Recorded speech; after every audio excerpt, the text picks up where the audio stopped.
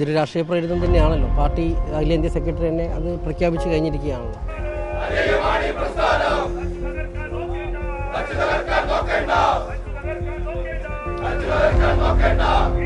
പ്രതിപക്ഷ പാർട്ടികളെ തകർക്കുക എന്നുള്ള സമീപനത്തിൻ്റെ ഭാഗമായിട്ട് തന്നെയാണ് ഈ റെയ്ഡ് നടക്കുന്നത്.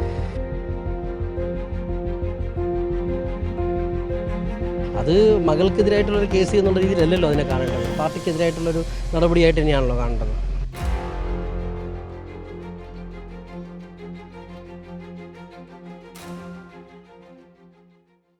നമസ്കാരം. CMRL മാസപ്പടി കേസുമായി ബന്ധപ്പെട്ട് പ്രതിപക്ഷ നേതാവായ പിണറായി വിജയൻ്റെ വീട്ടിൽ ഉൾപ്പെടെ ഇന്ന് രാവിലെ മുതൽ ED റെയ്ഡ് നടന്നുകൊണ്ടിരിക്കുകയാണ്. എന്തായാലും 10 ഇടങ്ങളിലാണ് നിലവിലിപ്പോൾ EDയുടെ റെയ്ഡ് പുരോഗമിച്ചുകൊണ്ടിരിക്കുന്നത്. CMRL ഓഫീസിലടക്കം റെയ്ഡ് തുടർന്നുകൊണ്ടിരിക്കുകയാണ്. നമ്മളിപ്പോൾ നിൽക്കുന്നത് പിണറായി വിജയൻ്റെ നിലവിലുള്ള ബേക്കറി ജംഗ്ഷനിലുള്ള വാടക വീടിന് മുൻപിലാണ്. ഇവിടെ ഇപ്പോൾ ED റെയ്ഡ് നടക്കുകയാണ്. നമ്മോടൊപ്പം ഇപ്പോൾ ചേരുന്നത് ബിനീഷ് കോടിയേരിയാണ്. ചേട്ടാ, ഇപ്പോൾ റെയ്ഡ് നടന്നുകൊണ്ടിരിക്കുകയാണ്. ഇതൊരു രാഷ്ട്രീയ പ്രേരിതമാണ് എന്നുള്ളത് ഉൾപ്പെടെയുള്ള ആരോപണങ്ങളെല്ലാം തന്നെ ഉയർന്നു വരുന്നുണ്ടല്ലോ. തീർച്ചയായും ഇതൊരു രാഷ്ട്രീയ പ്രേരിതം തന്നെയാണല്ലോ. പാർട്ടി അഖിലേന്ത്യാ സെക്രട്ടറി തന്നെ അത് പ്രഖ്യാപിച്ചു കഴിഞ്ഞിരിക്കുകയാണല്ലോ. അതോടൊപ്പം തന്നെ പ്രതിപക്ഷ നേതാക്കളെയും പ്രതിപക്ഷ നേതാക്കളുടെ കുടുംബങ്ങളെ ഉപയോഗിച്ചുകൊണ്ട് പ്രതിപക്ഷ പാർട്ടികളെ തകർക്കുക എന്നുള്ള സമീപനത്തിൻ്റെ ഭാഗമായിട്ട് തന്നെയാണ് ഈ റെയ്ഡ് നടക്കുന്നത്. അപ്പോൾ അതിൻ്റെ ഭാഗമായിട്ട് അതിനെതിരായിട്ടുള്ള ശക്തമായ പ്രതിരോധവും പ്രതിഷേധവും സമൂഹത്തിൽ ഉയർന്നു വരും. പാർട്ടി ഒറ്റക്കെട്ടായി ഇതിനോട് ചേർന്ന് നിന്ന് പ്രതികരിക്കുക തന്നെ ചെയ്യും. മുഖ്യമന്ത്രിയെ മാത്രം ഉന്നവിടുന്നുണ്ടോ എന്നുള്ള ചോദ്യമാണ്. അല്ല, ഇപ്പോൾ അദ്ദേഹം മുഖ്യമന്ത്രി അല്ലല്ലോ. പ്രതിപക്ഷ നേതാവിനെ ഉന്നവിടുന്നതുകൊണ്ടാണല്ലോ അദ്ദേഹത്തിൻ്റെ എതിരായിട്ടുള്ള മകൾക്കെതിരായിട്ട് ഇത്തരത്തിലൊരു കേസ് തന്നെ ഉണ്ടാക്കിയിട്ടുള്ളത്. അത് മകൾക്കെതിരായിട്ടുള്ളൊരു കേസ് എന്നുള്ള രീതിയിലല്ലല്ലോ അതിനെ കാണേണ്ടത്. പാർട്ടിക്കെതിരായിട്ടുള്ളൊരു നടപടിയായിട്ട് തന്നെയാണല്ലോ കാണേണ്ടത്. ഇക്കഴിഞ്ഞ ദിവസം മുഖ്യമന്ത്രി പ്രധാനമന്ത്രിയെ ഉൾപ്പെടെ സന്ദർശിച്ചിരുന്നു. അതും ഇതും കൂട്ടി വായിക്കാൻ സാധിക്കുമോ?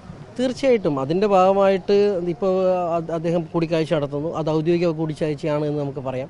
പക്ഷേ ഇതെല്ലാം ഇമ്മീഡിയറ്റ് ആയിട്ട് കേസ് കോടതിയിൽ വരുന്നു.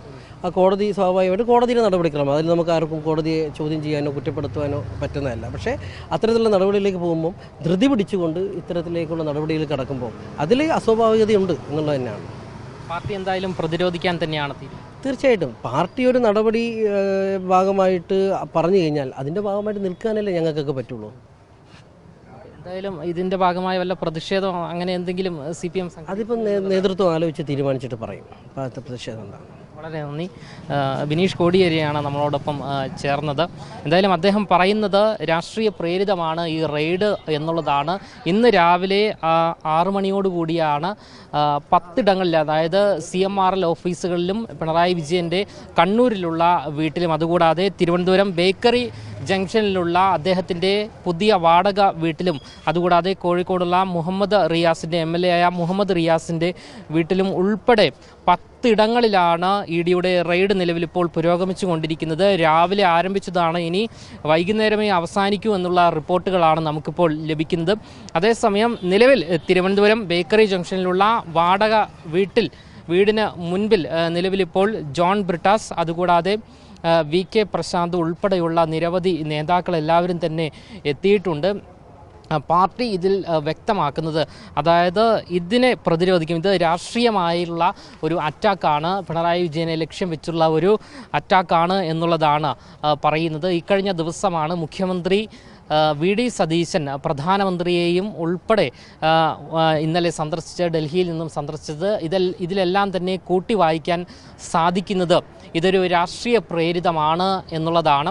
എന്തായാലും വരും ദിവസങ്ങളിലും ഈ ED റെയ്ഡിന് പിന്നിലുള്ള കാരണം എന്താണ്, എന്തൊക്കെ സാഹചര്യത്തിലാണ് ഈ ഒരു റെയ്ഡ് നടന്നിരിക്കുന്നത് എന്നതുൾപ്പെടെയുള്ള കാര്യങ്ങൾ പുറത്ത് വരുന്നതാണ്. 6 മണിയോടുകൂടിയാണ് EDയുടെ റെയ്ഡ് തുടങ്ങിയത്. 10 ഇടങ്ങളിലാണ് നിലവിലിപ്പോൾ റെയ്ഡ് പുരോഗമിച്ചുകൊണ്ടിരിക്കുന്നത്. വരും ദിവസങ്ങളിൽ എന്തൊക്കെ തെളിവുകളാണ് ഈ മാസപ്പടി കേസുമായി ബന്ധപ്പെട്ട് ED ശേഖരിച്ചിരിക്കുന്നത് എന്നതുൾപ്പെടെയുള്ള വിവരങ്ങൾ പുറത്ത് വരുന്നതാണ്.